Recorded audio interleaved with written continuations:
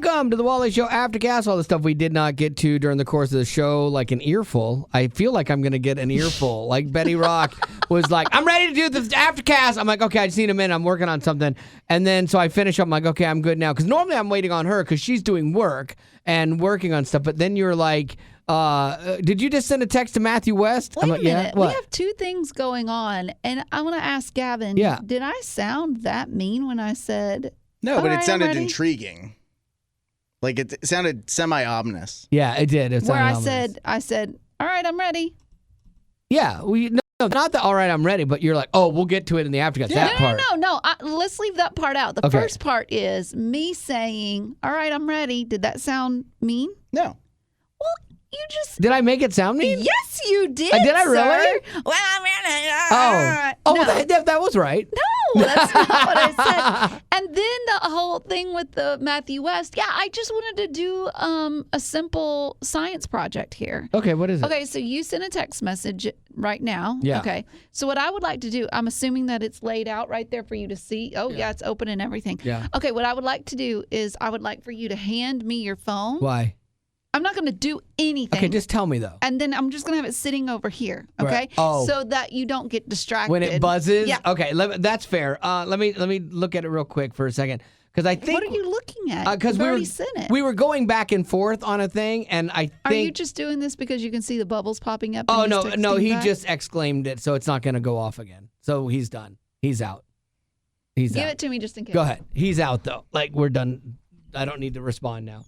But it's good that you have it so I don't respond to the exclamation point. Oh. Yeah.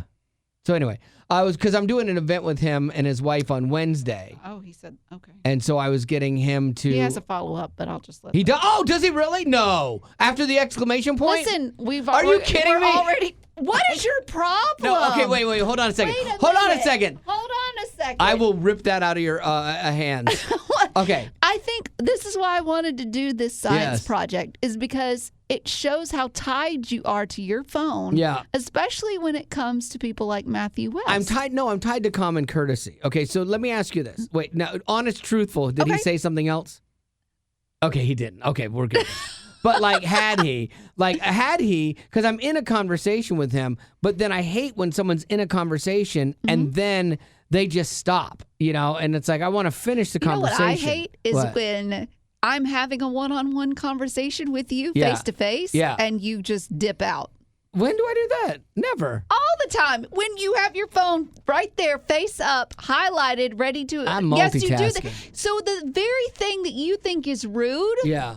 you don't do for the people sitting in front of you. Right, because That's rude. Well, it's different because the people in front of you, you can go, oh, hang on a second. I got to knock But you this don't. out. Instead, I'm talking to you and you're looking down and you're typing on your phone, giggling and smiling at yourself. Yeah. But I'm listening to you. I've heard everything you've said. But you don't say, oh, hold on just a minute. I have to stop everything so I can respond to Matthew West. I will from now on. If it makes you happier. Oh, don't drop my phone. Don't. Did he say something? Come on, I don't want to be rude. I don't care if it's Matthew West or like my doctor. You don't think that the potties, like leaving the potties on hold is rude? They understand me better than most people. Wow. So you say Okay, Matthew West is honest, truthful, did he respond to anything else? honest, truthful. Yeah. No, after the exclamation point? Yeah. Honest, truthful, he responded. Let me respond then. No, let's That's finish rude. our... All right, well, thanks for being a potty. We're done. You have a problem. No. You have a problem. I know, but no, it's called common courtesy. No, yes. common courtesy is you have a job. I You wouldn't can do expect both. him- No, you can't. That is my job. I'm working on things. I have a thing Wednesday with him and his wife. Which you can get to. He knows that you are a man that works and that you're on the radio. You can't just stop everything just for him. Oh, I disagree. There's Because when I'm in a respect in that. conversation with people, I expect them to stop, finish the Well, conversation. then let's do the aftercast and then you can respond. But that's to the him. whole point. I should be doing let's it get now. it over with. You're just postponing it. All right. Speaking of other frustrating things, I know I have a question. Okay, we've talked a lot about my bathroom stuff lately. Oh my goodness. Yeah. We could drop Because that. of you. Yeah, there's version 2 here. It was a crisp. Yeah, yeah. The Disney horrific bathroom story is the worst it will ever be. What did for the me. kids say? Is that man having... No, boy, that's a lot of diarrhea in there. said to his father. Oh gosh. Okay. So anyway, I have more of a question on this one. Okay. So would you choose a construction porta potty, like a porta potty on a construction site, or a bathroom at a nice like restaurant, but people could walk in there? Which would you choose if you had to in an emergency? Or a bathroom in a nice restaurant where people could walk into. Yes. I see what but you're your saying. stomach's a little off. Which would you choose? Oh man, that is a rough. Yeah, rough dilemma. Neither one are great. Why do you ask the question? Just asking. Did you for a find friend. yourself here again? You did. Oh my gosh! What is with your tender tummy? Which I got one IBS happened medicine to I can you? hand to you. Yeah. I don't know. You got IBS? Yeah, I don't know. You have a tender tummy? I might. Which one was it? Oh, I picked the porta potty. But did you do both? Did I do both? No, I picked the porta potty. I had a choice to make. Oh, okay. And so you chose the porta. Yes. Ugh. Okay. And it was sitting out in the sun. Oh getting yeah. all Oh, hot it was and everything gross. that they are horrible. I was waiting for a friend to go look at his new house that they just bought, and it's in a new construction area. And my stomach got really sick. He wasn't there yet. There is a restaurant up at the front of this housing development, which I could have driven to and gone and used their restroom. There's no way I was doing that. I went to the porta potty on the construction site. I grew up with porta potties on construction sites. I'm used to those. Like, not a big deal. But yeah, and so I chose that, which is really funny because my wife was like, "Are you kidding me? Oh my gosh, that's so crazy. That's so crazy." And then 10 minutes goes by and she's like, "I have to tinkle." I'm like, "There's a porta potty right there, my lady." And she used it too. Ew! No. Yeah. Oh, I don't know what I would do. Yeah. Find a bush. Yeah, pretty bad. Oh. Pretty bad day. No. Well, yeah, I don't know. It's, Enclosed versus not enclosed. Yeah. just sweaty. It's Ew. bad. Yeah, but what are you going to do? Stop eating the things that you're eating. Yeah, maybe. I don't know, man. Maybe you're lactose intolerant. Yeah. Well, speaking of other things that make my stomach sick, Life of a Showgirl, the Taylor Swift album that is out, it was written while she was dating Travis Kelce during the Eras tour. And apparently there are some references to him throughout the album. There's a song called Opalite, which is his birthstone. And it's there was some reference to, what was, I forget what it, but like there's other things in there that, the fate of Ophelia, the lyrics in it, man, like the fate of Ophelia, she references a catchphrase, "Keep it 100 on the land, the sea, the sky, pledge allegiance, your hands, your team, your vibes." Oh my gosh, I cannot believe anyone's listening to this. But like, keep it 100. They think that that's a reference to Travis Kelce posting that when they made their relationship official.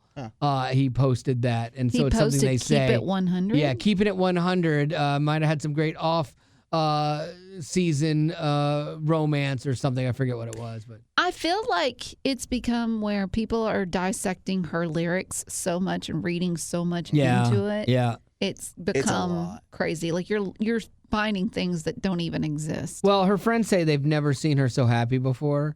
Great. So yeah, Why are you looking at me? I don't know. I just figured you'd have a take on that. I mean, I think it's a matter of time, sadly, until this doesn't work out. They're engaged. Yeah. Do you think they'll make Has it she to ever the been altar? engaged? Yeah, I think they'll make it to the altar. And then you think it's going to end in divorce? Mhm. No, you Do don't. not act shocked. You said this very same thing last I've week. never said this. I Yes, you believe in have. love, Oh, and I believe in please. positivity. No, and I think Good her, vibes. here's the thing. She's always writing breakup songs Yeah. about the men in her life. This time it's different. It's the complete opposite. And she's given him everything that he wants. And so when this does break up, Wow. When? I'm Mm-hmm. really surprised you think that. I know you don't like her and that you would wish this on her, but I don't wish divorce on anyone. you sure But I felt like it. no, once again, I think you're reading into what I'm saying, kind of like the Okay. Swifties are with her lyrics. Maybe. Now, do I hate that she keeps shoveling all her pathetic, ridiculous ideas of songs into our faces? That was heavy. Yes. That was heavy-handed. I'm over it. Yeah. But yeah. Well, the interesting thing, the thing I found most interesting about this is my wife had told me, so I started looking it up. 7 songs on her new album are labeled explicit. And so like there's a record rating industry that they rate songs and they have that explicit lyric. I mean, this used to be reserved for the worst of the worst and the heavy metal bands and stuff like that. And so 7 of these new songs. And so I started diving into it and I'm like, okay, well, what is it that they labeled it explicit for? And on this one, some of them justified and some not really. Like she has a song where she used the F word a few times. Oh. So there you go. Slap the explicit sticker on it. Rightfully But was so. it necessary? Probably No. not. The other ones, like there was other ones that like she said pissed off and that one got one. I'm like, I don't understand that. And then another one was like, the tone was angry and hostile or something like that. Like, well, welcome to Taylor Swift breakup song. So there were a couple like that, but then others had mild swears and adult subjects and things like that. And I think it's weird because I think it's kind of sad. I mean, she knows her brand and she's growing up and, you know, all this other Blah, stuff. blah, blah. Yeah, but like, I think it's sad that she used to be somebody that you like, oh, good, you point your little girls to her, you know? And now as she's become, you know, a 30-something-year-old woman, like, she's just doing her, you know, and whatever. So, I mean, you can't hold her to that same, you know, standard because she's a person and she's going to be who she wants to be. But I think it's sad because, like, young girls don't have a lot of great role models to look up to in music. However, I've heard like other people in her spot, like Britney Spears, Christina Aguilera, they've gotten the same thing. Like, you're not being a good example to the children, but it's like, when did I have your children? When did I become responsible for them? Like, you as a parent, that is your job. What I'm putting out is up to me, not up to you. Not justifying her getting explicit lyrics out there, not that, but I'm saying you can't hold a stranger responsible for. Oh, yeah, and you have to do your things. But I think as a parent, you want your kids to be able to... is that... Oh, it's a call. Oh. You'll be fine. What's the phone? What's the area code? It doesn't matter. What's the area code? It's okay. Just tell me the area code. Let it I'm go. curious. I want to know if it's Walter. Walter from Walter Picks the Hits. You can't pick it up anyway. I know, I'm just curious. He's been calling me. You'll find out. I need to call him. At the very end. Okay, Walter from Walter Picks the Hits calls me all the time. A lot. And I owe him a phone call. Okay. 334. Okay, what were you saying? Okay. I think that as a parent, you want certain things that you can point your kids to for sure. I think you just have to understand that those things are going to change. Yep. Like She's growing with her fans. Exactly. And you can't expect a 30-year-old woman to have write the same songs as a 16-year-old girl, you know, and your life experiences are different. And you probably don't want the 16-year-old girl aspiring to be a 30-year-old woman yet, you know? And so I think the reality for that is parents have to change what role models or people they consider that role, you know, who they put in their kids' lives. I mean, that is the one good thing about like Christian music is whether it's, you know, Tasha Layton, you know, or Katie Nicole. They're both young. They write from a different perspective, but all of it's good for your kid, you know, and I think that's a good thing. Like I was at a radio event last night, and there's a new artist, Mary Claire, and I was listening to her talk about her song, and she has this song, I think it's called "It's Only God" or something. I don't have it in front of me, but it was really good because it was really simple about faith and God and the importance of Him and how He plays in our lives. And to hear her talk about it was really cool because she was like, I realized what my calling was. It wasn't to be out in front having people pointing at me. It was when I saw this little like 6 or 7-year-old girl in the front of one of my shows with her hands raised up and kind of praising. No. She's like, that's what I realized my calling was, is to help young girls especially point them to God. And I was like, man, that was really good. Like, I think she has a good career ahead of her. Also, do you feel like sometimes artists or even people that are producing movies will push the envelope just to get that PG rating or that parental advisory sticker on their album? Like, I felt like there was one movie, and I've been sitting here trying to think, what was that movie? And I cannot think of it. Oh, It just hit me. It was the new Lilo and Stitch. Oh, the yeah. live action one. Yeah. It was clean all the way through, except for one part where some guy said a cuss word. Oh, he swore, yeah. And that gave it a PG rating. And it was like, and I remember it happening, and I said to myself, why? Yeah, you don't what need did that. But what was the purpose in that? Like, did they all sit together and go, we need to get a PG rating? Or a PG-13. Yeah, so let's drop this. Like, what's wrong with getting a G rating? I remember that's what everything was when it was rated G, you took your kids to it. I remember The Incredibles too. I didn't like it because it had them like drinking like scotch and soda or whatever, like back in the 50s, and then had a swear word in it. Mm-hmm. And you're like, what in the world? Why do you even need that in a kid's stupid thing? Yeah, I agree. And then it makes me wonder, like, about Taylor Swift and so many others. Like, do they say, okay, here's the criteria to get a parental advisory sticker. Right. If you can get all of these, you'll get that sticker. Right. But it's like, is that like a badge of honor? For her, I think there's an element to that now I'm no longer a kid and I'm writing about adult things. And there might be some element of that. This is me unfiltered, you know, for like the cartoons and stuff. I don't know if it's like they find that more people go to PG-13 movies than G-rated movies. I bet you there's a correlation. And I bet you it's money that drives it, would be my guess. That's terrible. But I don't know for a fact. Speaking of not knowing things for a fact, the other day we were talking about the Postal Service.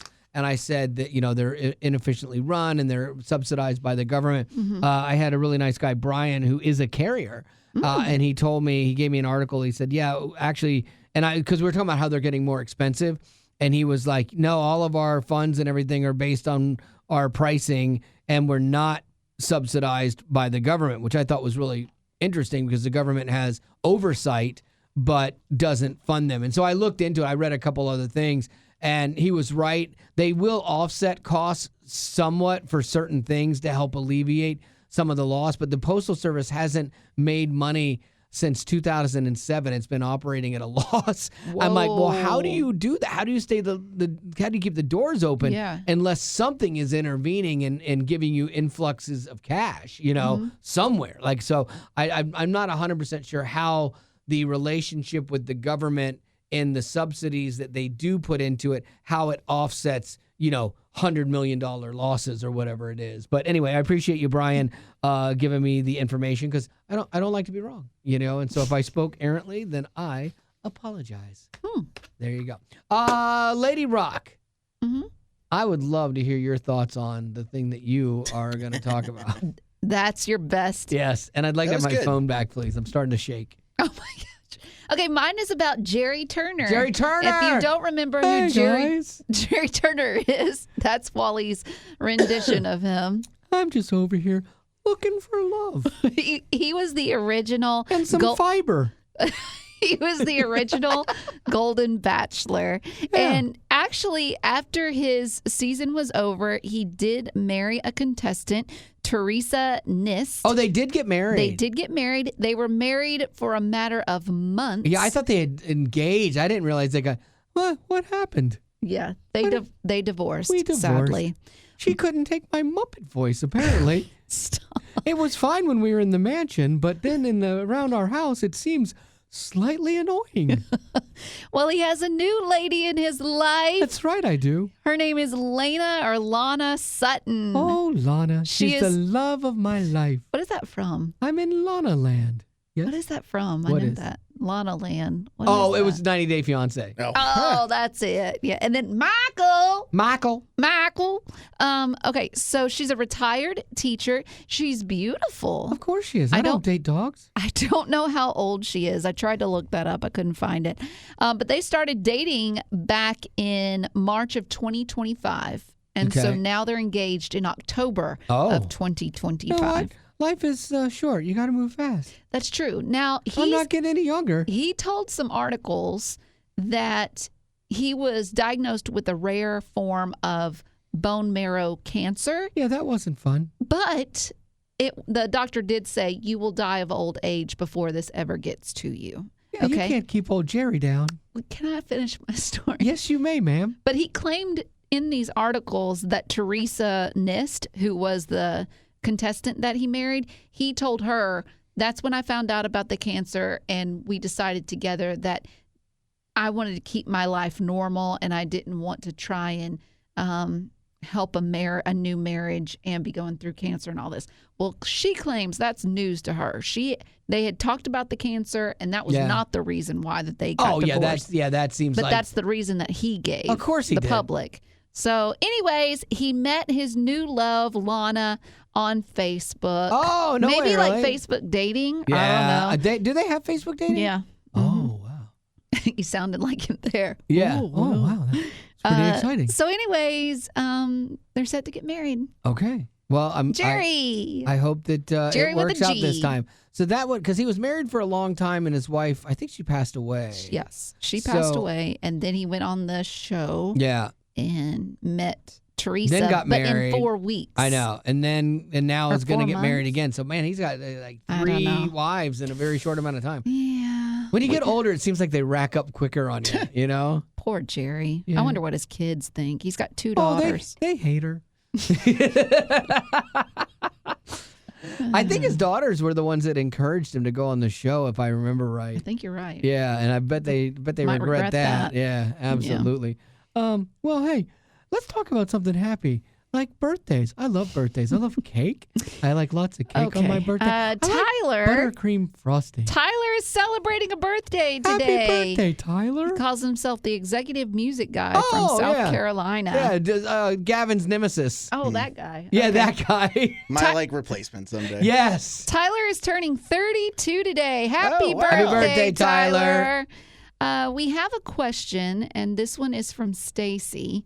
Her question is, if your job had a mascot, what would it be? Ooh. We used to. Right? We used to have dots. Oh, our specific job? Oh, yeah. I was thinking of like the WayFM dot. Oh, the dot. Yeah, that was the funniest thing, man. It was just a circle logo.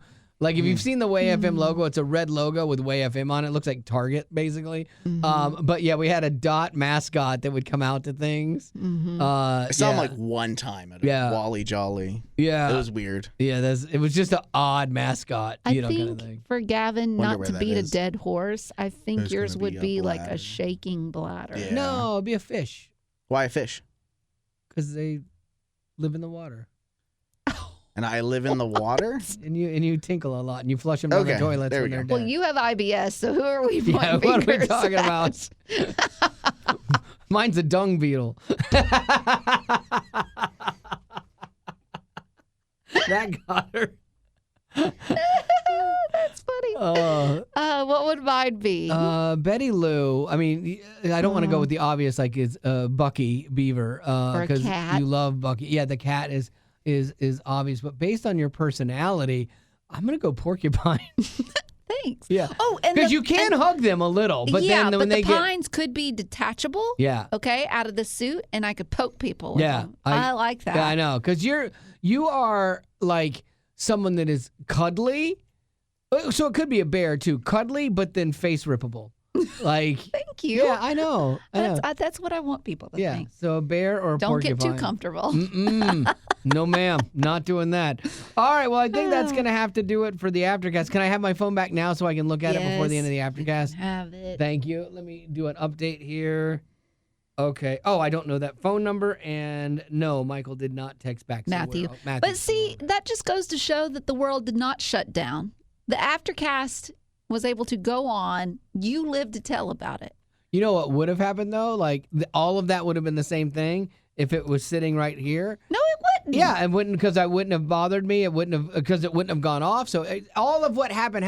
No. But the other thing, the other Armageddon part is if it had gone off and then I couldn't get back to him, and then I've blown him off for the next 40 minutes or whatever in a conversation 10 we're minutes. in, 10 minutes, 15, 40, an hour, whatever, we don't know. That's where the Armageddon comes in. And where it's just... No, it's not. It is. Would you do that to somebody? Like What? if they just stopped talking to you. I get mad. And it was 10 minutes. It frustrates me. And then they got back to you. Yeah. Would that frustrate you with Matthew? Yeah, if we were in a conversation and then he just disappeared. You don't know what's going on. Of course He is a I busy don't. man. But I know, but that's why I prioritize them. Like if I'm like, okay, we're in this conversation now, I'm going to finish up with you, and we're going to do our emojis so we know we're done. That's how you know you're done, is when an emoji hits, you know you're done. And so I would do that, and then I would be done with it. I'm clear. But until then, it's like I literally, if I'm in a conversation with someone and I'm starting to get ready, like get a shower, I wait to take my shower till we conclude that conversation, which is really frustrating because sometimes like somebody will leave me hanging for 10 or 15 minutes. That's okay. When I could have showered and been then done. You should have called them. Texting and calling are two different things. If it's that needed right then and there, call. And then it's needy. Then you look needy. And you don't think being right there, all Johnny on the spot, texting back right when they text you doesn't look needy? No, I think that looks respectful. Like I care about your time, and I'm gonna value you and prioritize needy. You. But you don't prioritize the people that are right there in front of you. Because I can do both. You cannot. You cannot. I can. All right, well, that's gonna do it for your Aftercast for today. We've come full circle, and thanks for being a potty. Growing up in poverty has never been easy for children, but with the added challenges of the pandemic, conflict, and natural disasters, families around the world are facing an unprecedented food crisis. Unfortunately, those who are already hungry are now even more desperate. But by sponsoring a child through compassion, you can help provide life-sustaining essentials such as food and clean water. And with your compassionate support, that child can not only survive, but also flourish. You can find out how and choose a child to sponsor when you click on the compassion banner at wayfm.com.